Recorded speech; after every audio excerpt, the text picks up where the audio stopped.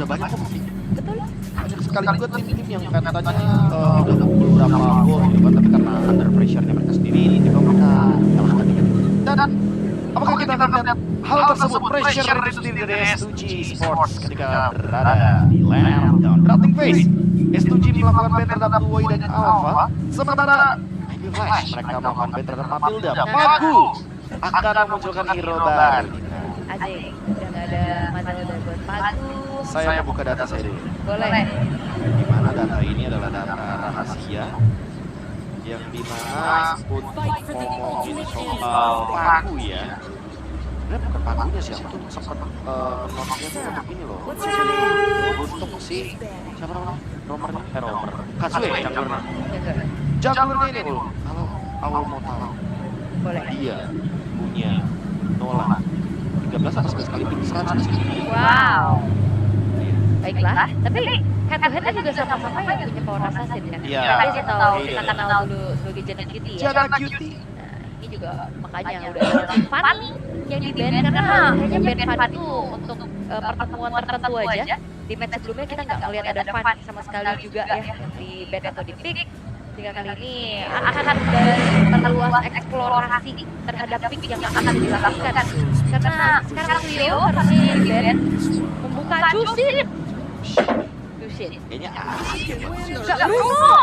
Sama itu. First pick Bruno. Wah, berarti teman-teman sudah bisa melihat ya apa dampak dari Bruno. Betul. Jadi mana dia bisa mendang-dang bola, ganggu juga, bagaimana keseimbangan dari damage yang bisa dilakukan.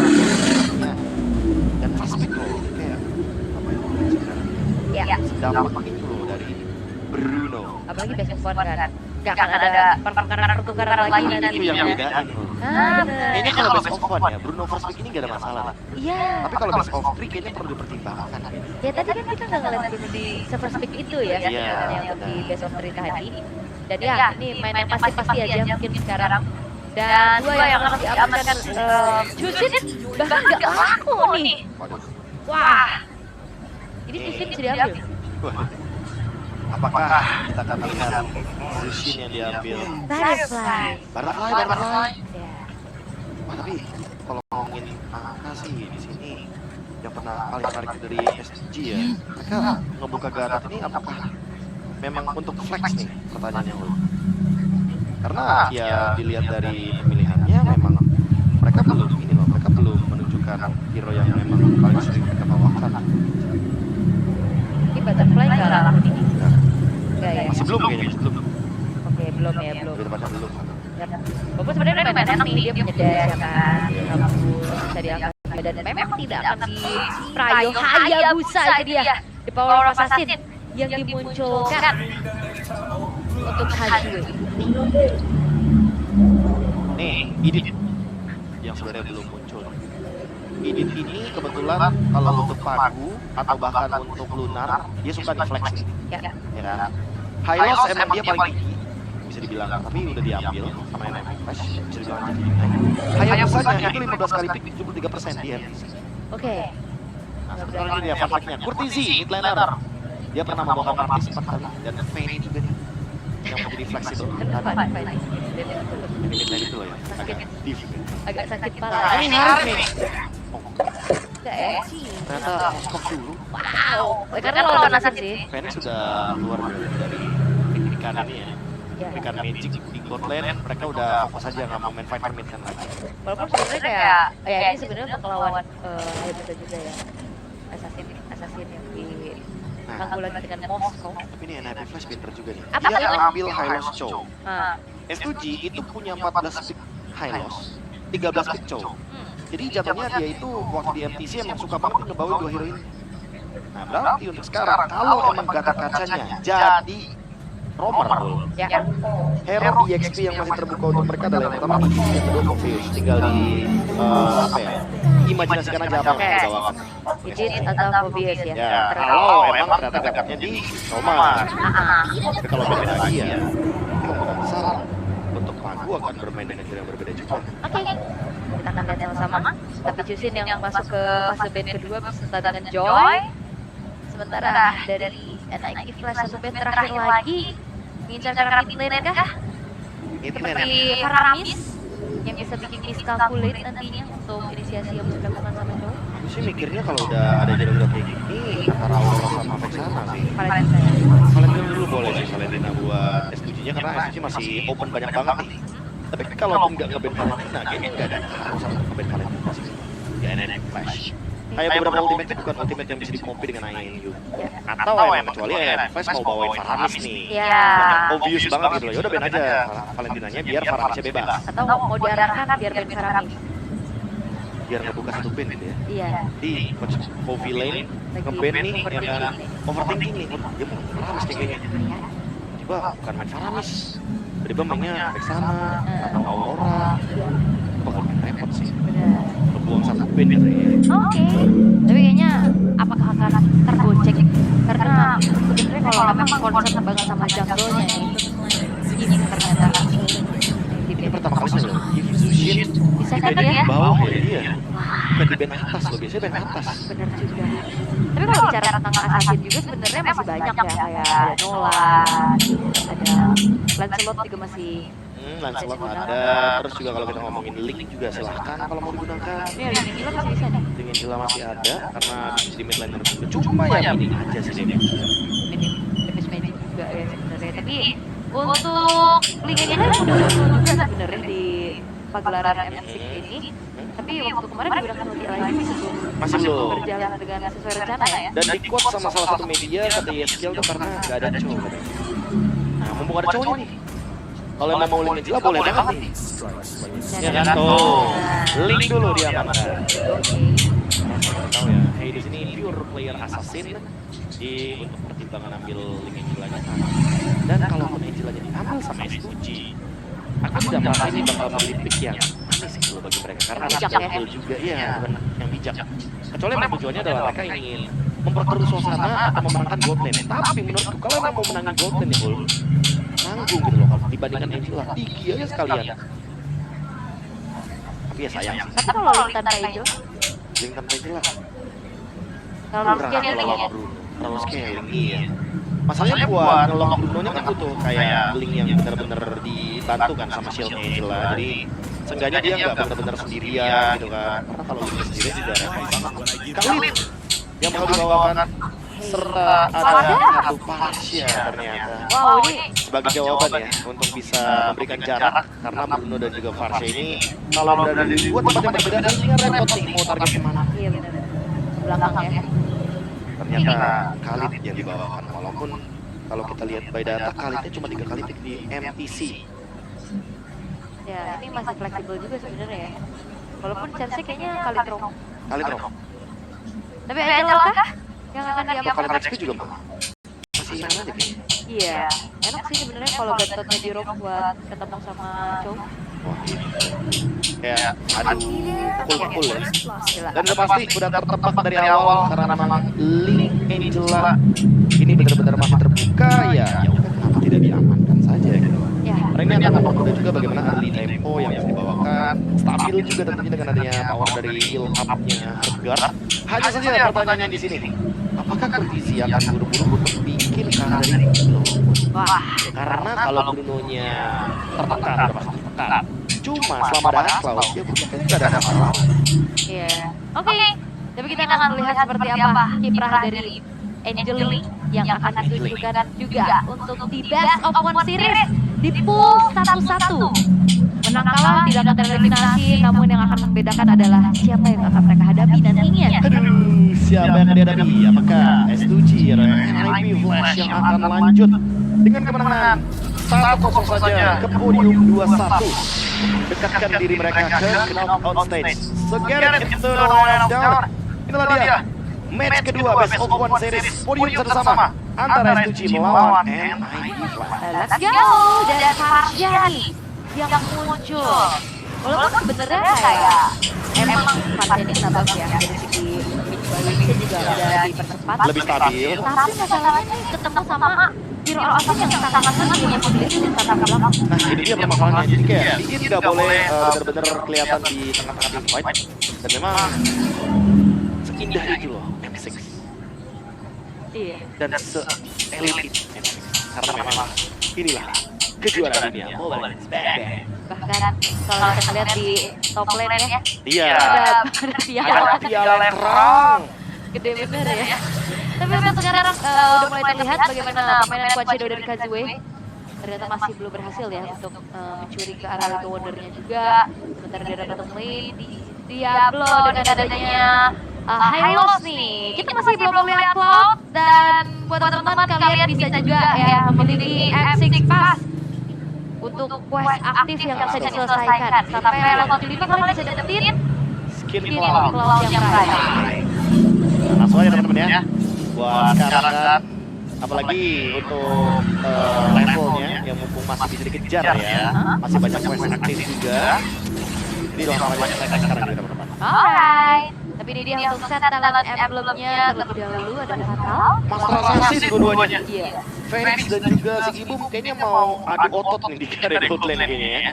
Kelihatan mereka kayak nggak mau kalah sama lain ya di area gold lane karena emang terbukti mereka lebih menginginkan memenangkan match up lane dan top damage-nya. Oke, tapi untuk kontes akan segera terjadi harusnya, namun setup telah dilakukan terlebih dahulu oleh S2G Esports dengan zoning out menuju ke arah Diablo, JPL masih tertahan di level 3. Belum ada Power of the Way of Dragon dan juga ada Hard Gun kali ini melindungi tubuh dari seorang Hades. Besar retribusi yang membuat dan sebuah jatuh tenang ada AI Defense Tap of Flame mengejar ke arah pemain di mana Pagula. Refleks mencoba untuk menyelamatkan diri namun tertangkap sudah 3 first blood diamankan pula oleh AI Flash. Wah, nggak cuma first blood masalahnya, orange buff-nya open di sini. Kazue ini juga dalam keadaan yang under, dan sekarang Way of Dragon di follow up, tapi ternyata Lunar masih terlalu kuat dengan quick Senega. Ya, dan Diablo kali ini masih menjadi korban berikutnya dan sebentar orange buff-nya. Jangan bilang diambil pasifnya Hades. Wow. Jangan bilang diambil pasifnya Hades. Oke. Karena tadi dia sempat, oh enggak, Diablo kayaknya. Diablo. Diablo kayaknya. Iya, karena harganya itu bang ya. Karena di TS tadi dan dia tumbang, jadi hilang seketika untuk orange buff-nya dan memang tidak ditangkap dari Lunar ya, padahal Lunar ada di sana namun memang dia tidak bisa memberikan damage tersebut. Hades ternyata tidak mendapatkan hal tersebut sehingga EXP-nya akan masuk ke Diablo. Ya, tapi makanya buat dari Kazue-nya rugi banget. Federal Strike kali ini buat dari JPL pun tercicil dan dieksekusi dengan begitu manis. Kazue sudah menambah 2 poin kill. Oke, 2 poin kill yang cukup manis sebenarnya saya bisa dilihat di game. Jadi boleh dibilang dia farmingnya dari kill ya, dan menggunakan objektif. Hanya saja untuk sekarang dengan adanya Heavy Flash yang mendapatkan circle 1, tapi masih belum ada gangguan sama sekali ke area gold lane. Bener-bener mempercayakan kepada Vance untuk tetap farming, keep up dengan gold lane-nya, dan Diablo menerima banyaknya damage yang diberikan. Dan emang agak sedikit berbeda ya, biasanya Diablo bikin movement, bikin play. Tapi sekarang dengan adanya Hylos, otomatis ini membuat Diablo agak sedikit berbeda ya untuk permainannya. Dia kayak lebih ngebadan-badanan aja gitu. Alright, dengan pasang Quest yang udah selesai juga sekarang, Kazue udah punya Hunter Strike dan Turtle akan menjadi kontes besar-besaran lagi sih harusnya. Hades ya dia nggak perlu nunggu waktu sampai jadi bikin minimal 3 item baru ikut fight. Iya. Dengan bantuan Angela ini pun enak banget dan si Gini bom selesai dengan Scroll. Nah ini makanya mereka butuh banget efek live band nih. Mau si Halberd, mau Glowing One. Yang penting Haskell dan Sibumnya nggak aktif gitu loh, nggak menyala-nyala banget untuk early game. Yap, alright. Dan kali ini bakal beradu pop dulu di arah tengah sebelum adanya setup menuju ke arah Turtle. Quicksand Guard telah tertrigger kali ini di tangan dari Lunarnya. Dia mencoba untuk memprioritaskan ke arah sama-sama Purple Box terlebih dahulu. Oke, ini kalau misalkan gamenya fine-fine aja ya. NIFF punya 2 keuntungan sebenarnya. Yes, dan 1v1 situation. Sama-sama bong ultimate kayaknya ya. Iya, Shadow Kill buka ya. Shadow Kill kebuka, dan Safli juga kebuka, jadi kayaknya Turtle bakal ditarik dulu aja. Dan ini yang mau komen ini, 2 split pusher, Link dan juga Moskov ini bakal ngerepotin untuk SMG nggak sih dilihat? Iya, aslinya sih. Repot banget soalnya, Kazue bisa sih udah melakukan push, tapi kayaknya nggak setajam dari Link atau bahkan Moskov. Yap. Dan karena 2 resource tadi ke-trigger dari sama-sama junglernya, sehingga Turtle tidak akan terburu-buru juga untuk langsung di kontes oleh kedua belah tim. Masih coba untuk ditarik mundur terlebih dahulu dengan adanya JBL dan juga Pagu ya, sama-sama memberikan adanya zoning out satu sama lain. Oke, level 9 kayaknya untuk Hades dengan adanya scroll XP, sehingga apa ini bakal di start untuk Turtle-nya, atau jangan-jangan akan ditarik ulur saja karena memang kenyataannya NIFF Flash masih belum mau memasakkan lore tersebut. Wop, Offline? si Gibo harus menerima adanya kehadiran tamu yang tadi diundang. Feeder Access dari Rebel Headset yang juga karakter telah dilakukan juga. Namun kali ini begini sudah harus mundur tapi Kazuo yang sempat untuk bisa memberikan adanya revision sehingga akan terus jatuh tangan dari S2G Sport. Wave Dragon kali ini Lunar dan mencoba Breaker bergerak belakang. Tapi dengan satu buat komplek mengincar juga sehingga satu turtle ditukar dengan adanya nyawa dari Lunar. Wah, bahaya. Ini Itu dia, coba up dan ini apakah akan menjadi sinyal bagi IMP Flash yang benar tidak? Mereka memilih untuk mundur walaupun S2G menang secara gol, tetap perlahan terlihat jelas Phoenix mendapatkan keuntungan semenjak tadi ada ganking dari Hades. Datang di waktu yang tepat ketika 1v1 situation dari mid lane sudah berhenti untuk team fight-nya. Iya, Feeder Access kembali memberikan zoning out agar NIQ Flash tidak kembali maju. Walaupun itu dia speed push yang dilakukan tadi di top lane ya. Hampir juga bisa mendapatkan turtle-nya tapi JD out. Oke. Terlalu dalam sih untuk damage. Sendirian. Sendirian juga, aku juga masih jauh banget. Bertisi belum ready dengan guard sehingga GPL agak sedikit terpisah dari temannya. Tapi emang combo dari Chow Angela ya, jujur kalau boleh sih emang jalannya berdua sih Bul. Karena kalau jalannya sendiri, Chow-nya bakal gampang banget buat dipick. Wah, dan ini dia burst damage dari satu buah feeder ice strike yang dibuka. Membuat dari Kurtisi ini benar-benar ada zoning out habis dan antara Guardian mengincar karena panik di top lane. Dengan satu buah speed of destruction berpindah posisi, sempat melakukan clear-nya juga, tapi Hardguard sepertinya ada miskomunikasi karena Phoenixnya memilih untuk mundur, tapi lihat bagaimana kali ini guntingan yang dilakukan oleh seorang Hades kali ini membuat adanya sebuah overtop turret pun berhasil dihancurkan tanpa menginginkan hal yang lebih lagi. Tapi Hades mencoba untuk masuk dengan ada Divine Sword. Feeder Access kembali memberikan adanya damage yang cukup besar, membuat dari Hades dan Kurtisi pun terpukul mundur. Langsung ditutup juga screening out dari JPL yang gak mau kalau misalkan Hades harus terkena efek stun yang nanti bisa menjatuhkan dia dari Witch Voice. Dan kali ini NIP Flash mereka benar-benar mencoba untuk men-treat damage dengan adanya efek dari Flash of the Oasis. Tapi memang jujur, burst damage yang diberikan dari S2G ini terlalu dalam. Ada big hit, ada Sticky Boom juga. Dan nanti kalau misalkan udah ada efek dari Life Bane, anti-heal untuk Angelanya, bakal lebih masif lagi damage. Dan ini bakal jadi combo ya, dengan adanya Raging Sensor dan juga Feeder Access. Tapi lihat bagaimana kali di World gagal untuk bisa mendapatkan poin jangan dari Kazuo. Dan kali ini diambil oleh Kazuo. Dibalaskan kembali dengan Hardguard di dalam tubuh dari Hades. Dan bahkan Phoenixnya pun menangkap sosok dari Pagu. Sehingga pertukaran tidak menjadi adil. Satu karena dua, Pagu dan Lunar tumbang.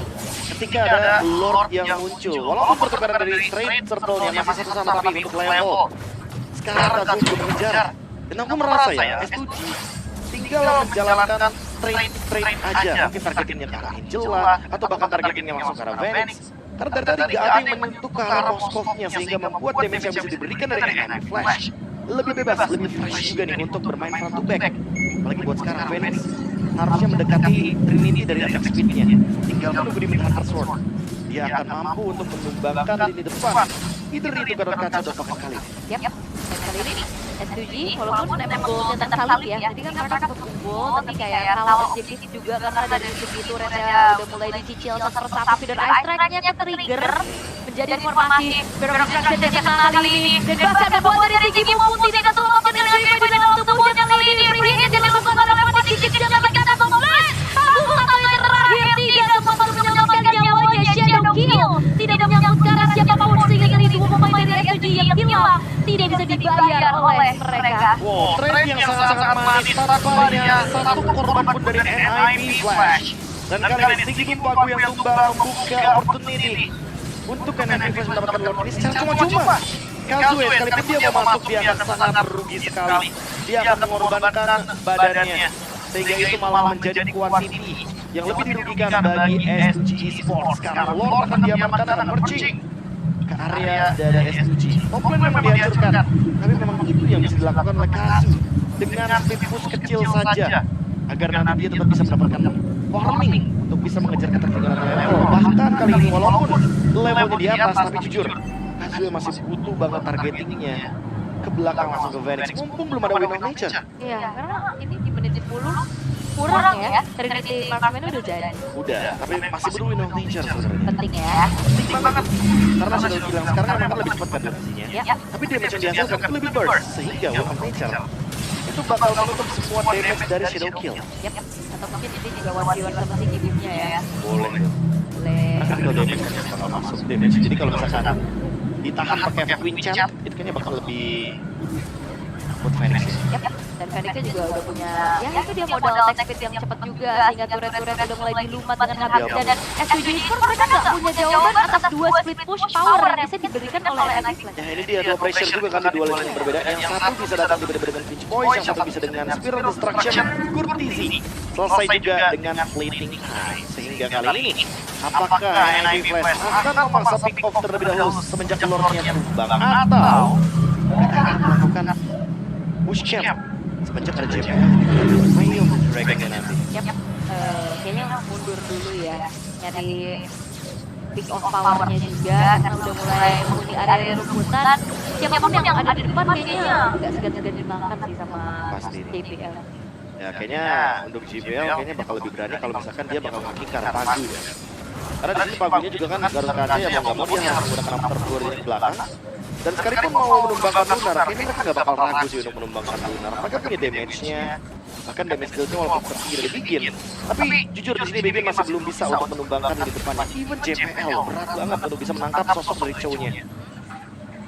Nggak bakal ditangkap dan ternyata nggak mau coba untuk makan depannya dulu ya. Pagu bukan target yang diinginkan oleh JBL karena kalau miss dia bisa the way of the dragon-nya jauh terbuang karena ada avatar guardian juga ya. Ada Edgar juga kan. Mau lihat Bigin segitu. Ya.